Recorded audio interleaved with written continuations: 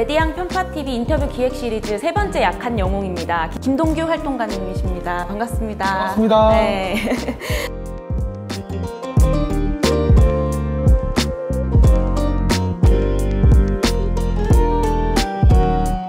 자기소개 좀 부탁드려요. 저는 광주광역시에서 활동가로 살고 있는 김동규라고 합니다. 반갑습니다. 네, 반갑습니다. 세 번째 손님이긴 한데 가장 나이대가 어릴 것 같아요. 만으로 26살입니다.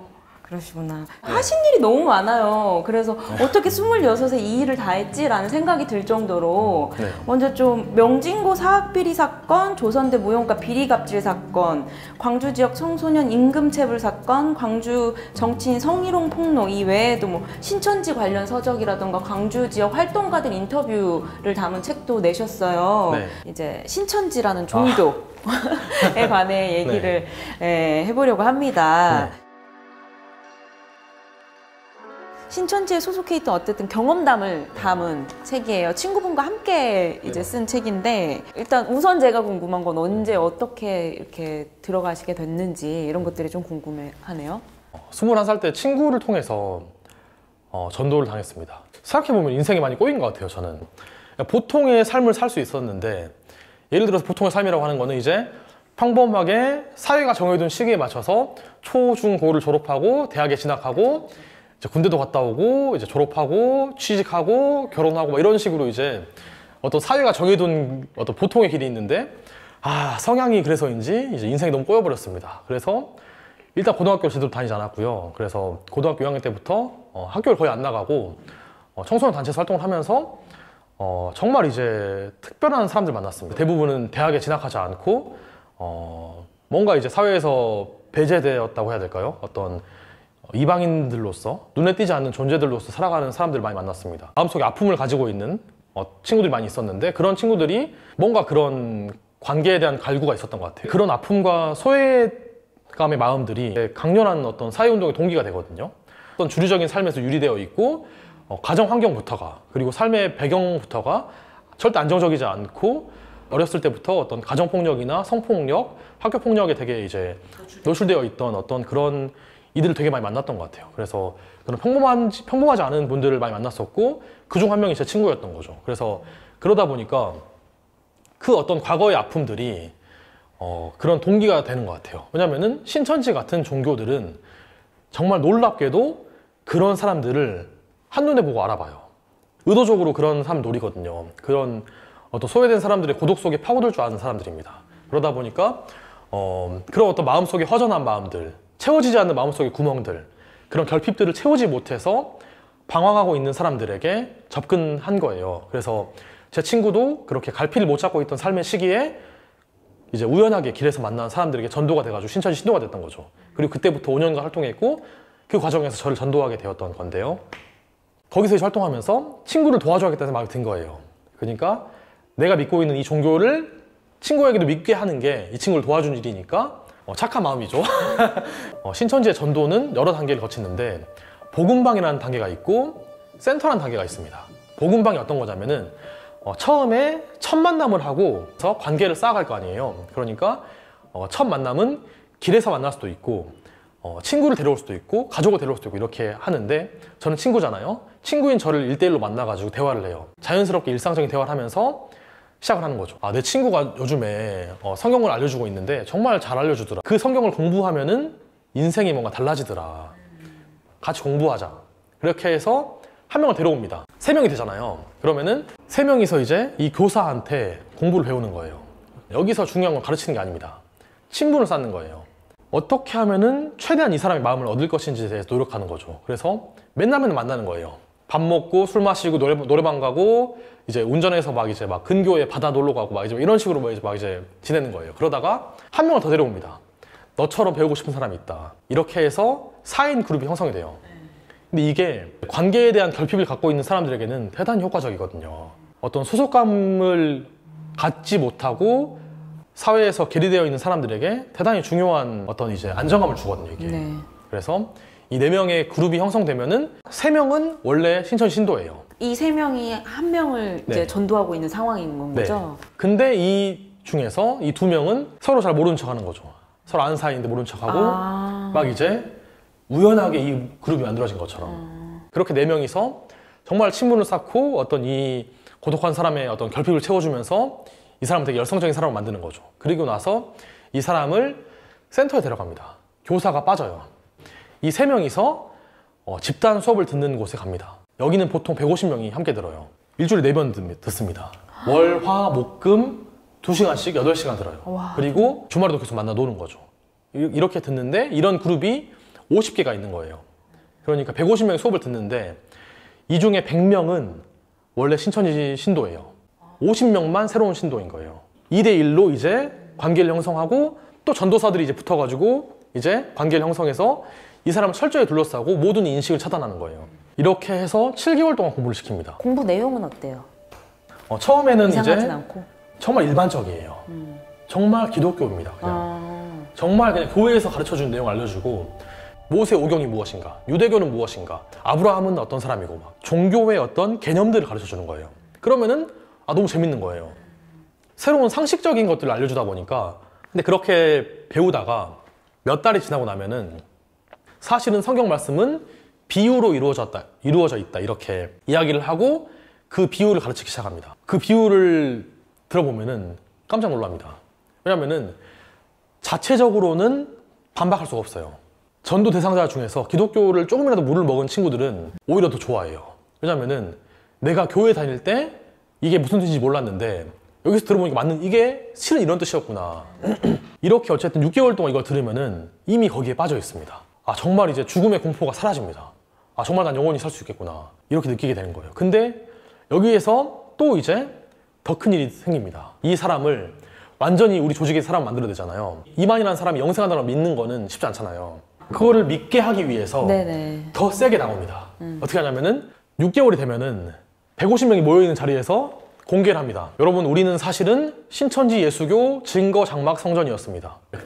알려주지 않아요, 그때까지. 네네. 그러니까 뭐 6개월 동안 알려주지 않고 친분만 쌓고 이러다가 딱 이제 알려주는 거예요. 우린 사실 신천지였다. 네, 그리고 여러분의 옆에 있는 2사람은 여러분들이 안전하게 이 6개월 과정을 마치게 하기 위해서 여러분들을 도와준 사람들입니다. 잎사귀입니다. 박수 한번 보내겠습니다. 그리고 오늘 수업은 여기서 마치겠습니다. 좋은 밤 되세요. 이렇게 하고 끝내는 거예요. 그러면은 멘탈이 붕괴가 됩니다. 내가 신천지를 6개월 동안 다녔던 거구나, 이렇게. 그렇죠. 왜냐면은 그냥 착한 기독교인들이 만든 어떤 종교단체인 줄 알았는데 신천지에서 6개월 동안 있었구나. 근데 이렇게 알려주는 거를 신천지에서 뭐라 하는 줄 아십니까? 뭐라 그래요? 환자 만들기라고 불러요. 환자? 네. 아픈 사람 만드는 거예요. 평범한 사람들을. 왜냐면 신천지 안에서 그렇게 불러요? 내부적으로 그렇게 불러요. 왜냐면은 그렇게 상처를 주고 충격을 주는 요법을 쓰는 거예요, 일부러. 사실 전 세계적으로 사이비 종교들의 공통적인 어떤 게 있어요. 현실감을 사라지게 만듭니다, 이게. 일본의 어떤 기자가 사이비 종교 집단에 들어갔어요. 그리고 7박 8일 동안 그 교육을 받았어요.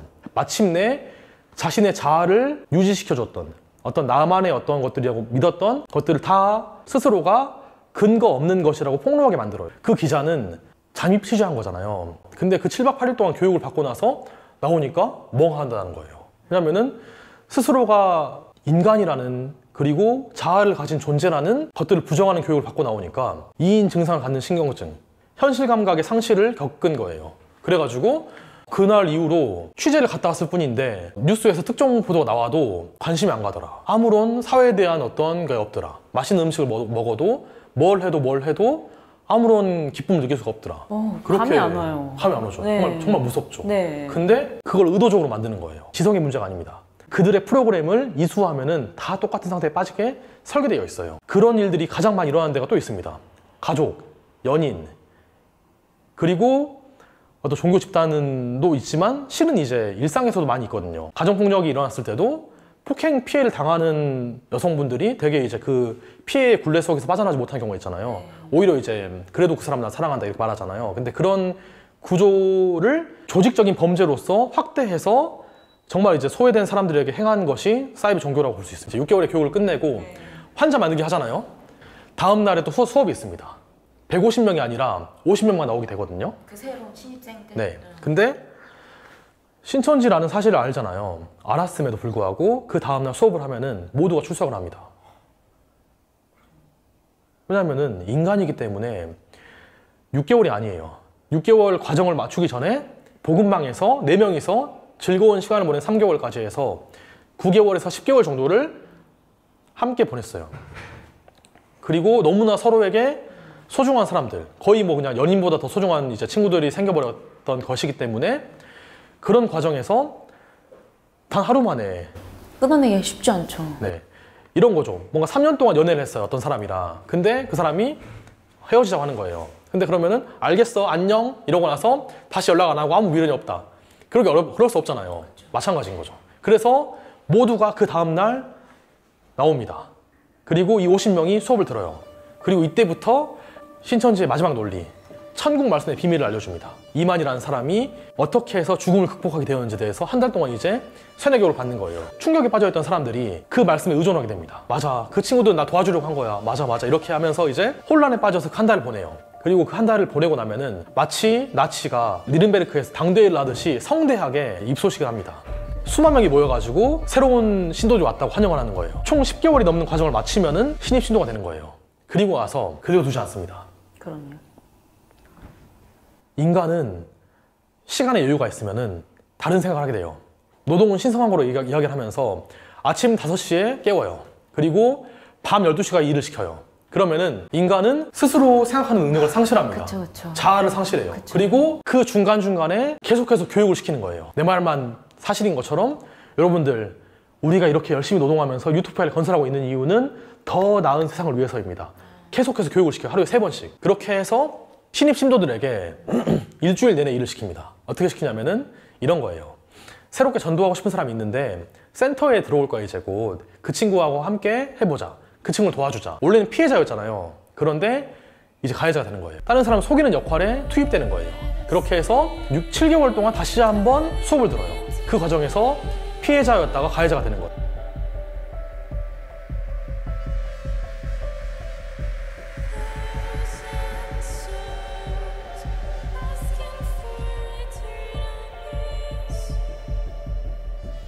그 혼란을 만드는 게 의도적인 거예요, 사실은. 역시 JMS에서 성폭력 범죄를 저지르잖아요. 그런데 정명석이 그렇게 범죄를 저지른 다음에 어떻게 하냐면은 그 피해 여성에게 지시를 합니다. 너가 저 여자를 데려와라. 이런 식으로 이제 피해자들을 가해자로 만들어요. 범죄에 가담하게. 네. 그러니까 언니라고 불리는 여성들이 이제 어떤 여성을 데려와서 정명석에게 성폭력을 당하게 한 다음에 그 여성을 또 이제 또 다른 여성을 데려온 역할로 쓰는 거예요. 그러면은 이 여성은 피해자이면서 나도 누군가에게 이런 성폭력의 어떤 상처를 준 가해자가 되는 거죠. 그러면은 이제 그 혼란스러움을 극복하기 위해서 합리화를 시키는 거예요. 그거는 나쁜 일이 아니었어. 그거는 범죄가 아니었어. 그거는 우리를 사랑해서 하나님이 하신 거야. 이렇게 이제 합리화를 시키는 거예요. 스스로가. 그렇죠. 스스로가 합리화시키는 거예요. 그러니까 이제 피해자를 가해자로 만드는 게 어떤 스스로를 합리화시키는 가장 좋은 방법인 거죠. 그리고 모든 미디어를 못 보게 해요. 페이스북, 인스타그램 보면 안 된다. 그건 영혼을 좀먹는 독 같은 것들이, 사탄이 너의 영혼을 빼앗기 위해서 하는 것이다. 이렇게 이제 가르칩니다. 그러면은 모든 미디어와 연결이 다 차단돼 있죠. 그리고 월, 화, 목, 금 4일 동안 센터에서 수업받잖아요. 수업받죠. 그리고 남는 시간에 그 이제 전도 대상이랑 계속 이제 소통하죠. 그리고 수요일과 일요일에 예배를 드려요. 토요일엔 야유회가 있어요. 매주 이제 이렇게. 돈은 언제 벌어요? 돈을 줍니다. 돈 근데 너무 적게 줘요. 밥만 먹고 살 수 있게 줍니다. 숙소도 제공해줘요. 자기들끼리 살게 하는 거죠. 막 그렇게 이제 살면은 한 5년이 지나갑니다. 순식간에. 그렇게 이제 뒤늦게 그 열정이 꺼지게 되면은 세상에 내가 뭘 한 거지? 내 인생 뭐가 남았지? 막 이렇게 어느 순간 그걸 깨닫는군요. 그렇죠. 그렇게 해서 그만두거나 혹은 아예 거기 미치거나 이제 둘 중 하나가 되는 거죠. 그 과정에서 이 사람들이 정말 불쌍한 영혼들이 돼버려요.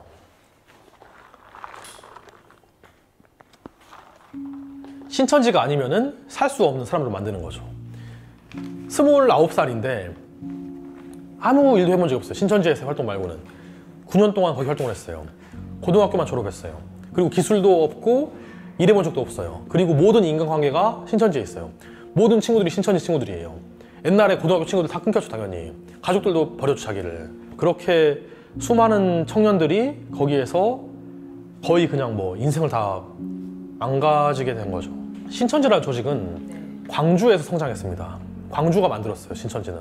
아, 그래요? 네. 그 성장 배경을 보고 저는 깜짝 놀랐습니다. 왜냐면은 그 성장 배경에 한국 사회의 아픔들이 담겨 있거든요. 5.18과 그리고 어떤 민주화 운동의 역사들이 그 신천지의 성장 배경에서 너무나 큰 역할을 한 거예요. 1987년도까지 정말 소수 종파였습니다. 그런데 이 신천지가 급격하게 성장하게 된 배경이 있습니다. 1987년도에 지재섭이라는 사람이 광주에 내려옵니다. 원래는 이제 신천지 본부에 있었던 사람인데 신천지의 다른 지부들은 나이가 높았어요. 40대, 50대들이 네, 다 그걸 주도했어요. 그런데 광주에서는 그 지재섭이라는 사람이 어렸어요. 그 당시 나이가. 아, 대학가의 청년들을 조직해야겠다. 그래서 조선대학교와 전남대학교 사이에 있는 광주 동구 산수동에서 이제 예배당을 차려놓고 청년들을 데려와서 전도를 시작했어요. 그런데 이런 사이비 종교의 특징이 뭐냐면은 특정 세력들이 많이 들어와요. 왜냐면은 전도라는 것은 한 명이 걸려요. 이 사람을 타고 해가지고 데려오는 거잖아요. 근데 이 과정에서 전남대학교에 운동권들이 들어온 거예요. 그리고 그 운동권들이 친구 데려오고 동지들 데려오고 이렇게 해가지고 빠르게 이제 합류한 거예요. 그리고 이들이 만든 게 뭐냐면은 전도 수법을 만들었어요. 제가 말했던 전도 수법, 이걸 뭐라고 하냐면은 모략포교라고 합니다.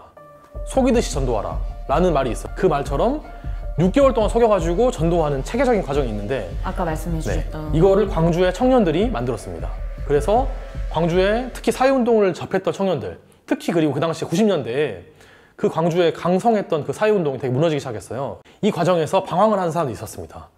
특히 94년도 뭐 김일성이 죽고 황장엽이 막 망명하고 이제 뭐 막 그런 일이 있었잖아요. 특히 전남대 총학생회 내부에 어떤 분열들이 있었는데 그런 과정에서 운동에서 떨어져 나온 사람이 있었습니다. 이들이 대거 신천지에 들어온 거예요. 들어와서 그 조직의 기법들을 다 개발했습니다. 그리고 여기서 만든 기법을 전국에 수출했어요. 심지어는 파견도 했어요. 여기에서 이제 특공대를 만들어요. 그래서 20명이 올라가는 거예요.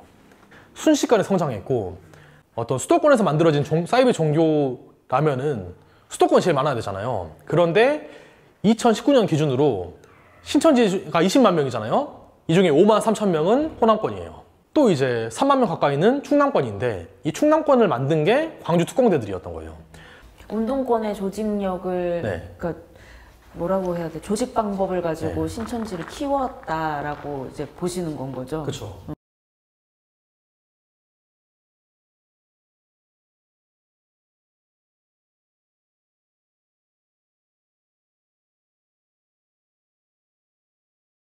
넷플릭스 다큐멘터리 나는 신이다가 굉장히 이슈가 됐잖아요. 김동규 씨는 활자로 신천지에 대해서 고발해왔다면 나는 신이다는 이제 영상물로 JMS에 대해서 고발을 한 다큐멘터리인데 어떻게 보셨는지 좀 평가가 궁금해요. 이견이 많더라고요.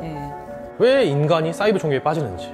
그러니까 사람들이 볼 때는 그 이상한 거잖아요. 그 이상한 거에 왜 평범해 보이는 저 청년들이 빠져가지고 저렇게 열성적인 활동을 할까라고 생각하는데 빠질 수밖에 없게 설계해 놓은 거죠. 그러니까 그게 누구든지 그 과정을 거치면은 빠질 수밖에 없게 이제 심리학적으로 설계가 되어 있는 집단인 건데 그런 거에 대해서는 전혀 설명이 안 되어 있습니다. 그냥 그들이 그렇게 해서 만든 조직을 어떻게 이용했는지에 대해서 거기서 어떤 일들이 일어나고 있는지에 대해서만 설명했습니다. 근데 그게 참 많이 부족하다. 물론 그 이후에 JMS에 대한 관심이 커지고 어떤 문제 해결을 위해서 막 수사기관이 움직이고 이런 것들은 뭐 나쁘지 않을 수 있는데 좀 아쉬운 건 이제 그런 부분인 거죠. 들어보니까 사실 그 사이비 종교 신천지나 JMS에서 벌어지는 이런 일들이 기성 종교에서도 일부 벌어지는 일들이기도 하고 또 새로운 종교가 이제 나왔을 때 이걸 또 그런 기성 종교들이 너는 사이비다 아니다 이런 것들을 판단해 주기도 하고 그리고 좀 종교에 대한 약간 혼란함이 좀 생기는 것 같아요. 그러니까 사이비와 신흥 종교, 기성 종교 어떤 차이를 두고 우리가 봐야지 되는 건가? 보통 이제 종교에 관심 많으신 분들이 이런 말을 하세요. 사교에 시간이 더해지면은 종교가 탄생한다. 사교에 시간이 더해지면 종교가 탄생한다 이렇게 말하는데 예를 들어서 기독교, 예수님을 믿잖아요. 그런데 그 예수님이라는 것은 2000년 전에 존재했던 사람인데 시간이 많이 흘렀다고 해서 그 2000년 전의 예수와 지금의 이만희가 어떤 차이가 있을까? 저는 모르겠어요, 솔직히. 기독교인들한테 이런 말 하면은 화가 나겠죠, 그분들은. 아니, 어떻게 예수님을 이만희 같은 인간과 비교를 하냐, 이러는데 2000년 뒤에 4023년에 어떤 사람은 어떻게 이만희를 지금의 사람과 비교하나 이렇게 할 수 있는 거거든요. 왜냐면은 시간이 흐르고 그게 일반화되고 널리 퍼지면은 그 어떤 종교든지 간에 전 신흥 종교가 아니게 된다 생각합니다. 기성교단이 되는 거죠. 문제는 뭐냐면 그 과정에서 조건이라는 게 있습니다. 어떤 범죄적인 것들. 그러니까 지금의 기독교가 범죄 집단인가 했을 때 그건 아니거든요. 어떤 목사들이나 어떤 관계자들이 개별적으로 범죄를 저지른 건 있어요. 하지만 그들의 어떤 존재의 목적이나 이유나 이런 것들에서 그런 것들을 감지하기 어려워요. 하지만 JMS나 이런 것들은 지금도 이제 그런 것들을 찾아낼 수 있잖아요. 사실은 저는 100년 뒤에 신천지가 기독교와 같은 걸로 평가받을 때 생각합니다. 만약 이만희가 죽고 통일교도 사실은 이제 그들의 논리를 파괴했잖아요.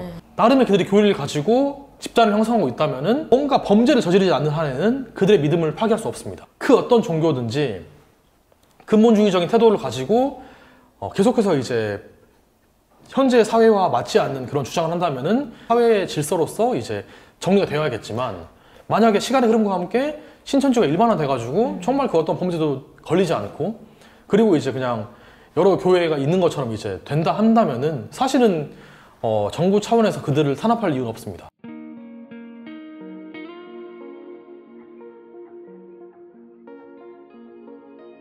그 신천지나 JMS 같은 이런 사이비 종교들의 가장 큰 문제점은 뭐라고 보세요? 김동규 씨가 이 신천지 문제에 대해서 굉장히 적극적으로 알리고 고발하는 그 이유랑도 좀 맞닿아 있을 것 같은데 이 사회에서 이제 소외된 사람들에게 파고드는 어떤 조직 범죄라고 생각하기 때문에 그리고 사실 그게 전 최근에 생각하는데 사회 도처에 그런 유혹들이 있는 것 같아요. 사회가 정해놓은 평범하고 좋은 길을 가지 못한 사람들이 사실 되게 다수잖아요. 광주만 해도 전남대학교 정도의 대학에 진학해도 사실 소수인 거예요. 그렇다면 우리의 눈에 보이지 않는 그 사람들의 삶은 무엇인가? 어떤 수도권의 4년제 대학을 나온 사람들을 위주로 대표되는 그들만의 세계가 있는 건데 그렇지 않은 평범한 지역의 사람들이 있거든요. 그들의 삶은 어떨까에 대해서 이 사회는 주목하지 않는 거죠. 다른 선택을 한 사람들에게 듣지 않는다. 그런데 그들의 삶에 어떤 이제 여러 가지 위기들이 있는 것 같아요. 그런데 그 위기들이 되게 사회적으로 엄청나게 큰 문제인데 주목받지 않는 거죠. 그리고 그 중에 저는 가정폭력과 학교폭력, 성폭력과 같은 어떤 정상적인 어떤 사람들, 관계 맺음을 어렵게 하는 어떤 그런 일들이 있고 이후에 이제 성인이 되는 과정에서도 어떤 그런 학벌 경쟁에서 일단 밀려남 그리고 취업을 할 때도 되게 좋은 안정적인 직장에 들어가기 어려운 그런 것들 그 과정에서 또 그들에게 다가오는 유혹들이 있습니다. 예를 들어서 도박의 문제라든지 사이비 종교의 문제라든지 금융의 문제가 있습니다. 또 금융의 문제도 최근에 되게 많이 관심을 갖고 있는데 금융에 대한 지식이 조금 부족하다는 이유만으로 사기를 당한다든지 위기에 처하게 되는 일들이 되게 많거든요. 그래서 그런 이제 여러 유혹들이 있고 그들의 삶에 어떤 위기들이 있는데 좀 그런 문제에 대해서 주목이 안 되는 것 같아가지고 그런데 그중 하나가 사이비 종교이고 실은 엄청난 문제예요. 왜냐면은 광주에만 2만 명이 있거든요. 그들 대부분이 청년이거나 청년이었습니다. 아주 오랫동안 삶을 빼앗겼는데 이 사회는 관심이 많이 없는 거죠. 코로나가 터지고 나서 대구에서 다대오 지파에서 집단 감염이 있으니까 저런 놈들이 있구나 이렇게 볼 뿐이지 사회적인 개입을 하지 않는 거거든요. JMS 같은 데서 수백 명이 성폭력을 당해도 넷플릭스 다큐멘터리 나온 이후에야 저런 일이 있었어 하는 거죠. 사실은 이미 오래전부터 알려진 문제였거든요. 슬픈 역사가 광주의 정치를 정말 가장 후진적인 정치로 만들었습니다. 제가 어릴 때부터 광주의 시장은 단 한 번도 바뀐 적이 없습니다. 저들에게는 절대 표를 줄 수 없기 때문에 아무리 미워도 민주당을 선택해왔던 건데 그 결과는 참담했습니다. 지도를 펼쳐보면 깜짝 놀라요. 대한민국의 복합 쇼핑몰 서울, 경기도, 대전, 충남, 부산, 호남권은 비어있어요. 광주라는 도시는 한국 사회에서 더 이상 이제 하나의 지역명이 아니게 됐던 것 같아요. 저는 최근에 되게 좋은 글을 봤는데 잠시만 읽어보겠습니다. 1984년도에 월간 예향이라는 잡지에서 이제